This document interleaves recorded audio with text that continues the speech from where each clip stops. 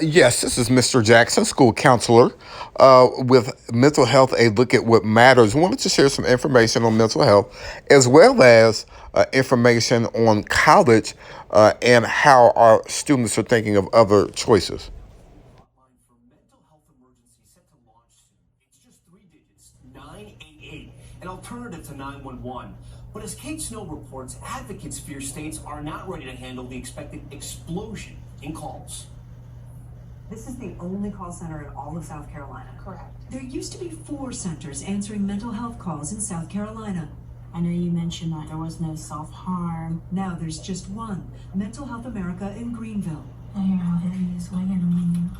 Jennifer Piver, who runs the center, says between 80 and 100 people contact them every day. You know, a big part of what we do is just allow people to feel how they're feeling and to let them feel heard. In July, a new crisis number, 988, is launching nationally to help with the growing mental health crisis. South Carolina is even putting the number on student IDs for 7th graders and up. People are going to know it. And that's exciting to think that the stigma might wash away as well. But they're also expecting an exponential increase in calls as soon as it goes live. Are you ready for 988? No, we don't have the funds for operational staff yet. In a room filled with stations, only a handful are being used. When 988 launches, calls they can't take here will be bounced to other parts of the country. Our concern is that the youth won't wait to be transferred, or that someone who's done something to end their life, like taking the pills, that they would die because we can't get them routed to the emergency services that they need Fast enough. Exactly. Near Greenville, Becky Kay lost her son to suicide and now has a family member struggling with mental health issues. She and her family have called 911 about 30 times seeking help, and often she says it did more harm than good. One officer's response to her family member has stuck with her. They said, son, you're going to hell. What you need to do is find the good church. What did you think when you heard that? You know how you feel when you get sick at your stomach and you feel it rising? I felt that and horrified. The federal law leaves it up to states to figure out how to pay for 988. 30, including South Carolina, have not yet passed legislation. Only 19 have set aside money for 988, including Washington State.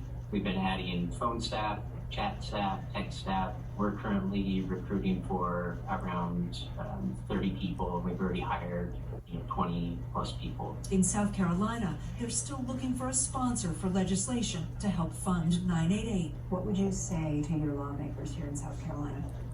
Oh, for heaven's sake, please, if this was in your family, if you only knew the horror, how desperately we do need that to save a life. 3 digits that can help do that, Crisis line. as long as someone's there to take the call. Kate Snow, NBC News, Greenville, South Carolina. Pandemic was Brianne Steinman's toughest test. The first year, it was chaotic. But despite the stress, she got mostly A's and was accepted to Indiana University of Pennsylvania. I'm very excited, I am, to go to college. But not right away, and she's not alone. Research shows a dramatic decline of nearly 1 million students in colleges nationwide, almost double the number in 2019 before the start of the pandemic. Community colleges hit the hardest, with a 13% drop-off from pre-pandemic enrollment levels. That's very concerning. Concerning, researchers say, because it's the most affordable college opportunity for many students and a way out of poverty. They also point out the decline is more widespread than ever before. And now it's across the board, 2-year and 4-year colleges. That's right. This is suggesting that it's not just about the pandemic anymore. It starts to look more and more like students are really questioning the value of going to college at all, rather than just whether this is a good time to go to college. One reason, wages are going up even without a college degree. Walmart's now offering its first-year truck drivers $95,000 to $110,000 a year, up from $87,000. What we're seeing in the data today is that more and more students are choosing what may be short-term gains. In addition, he's concerned that declining enrollment in science-based classes could have dire consequences overall. If we don't rapidly reverse these rates of change in majors that are in high demand even today, like computer science and engineering, I don't think we have a very bright future in terms of our ability to maintain a high-tech economy in the future. But Brianne, a member of the Arapaho and Shoshone tribe, says her future includes earning money during a gap year to help pay for nursing school. I'm so dedicated to going to college because you need degrees to work like in the medical field. One student staying on course to make her dream come true. That was NBC.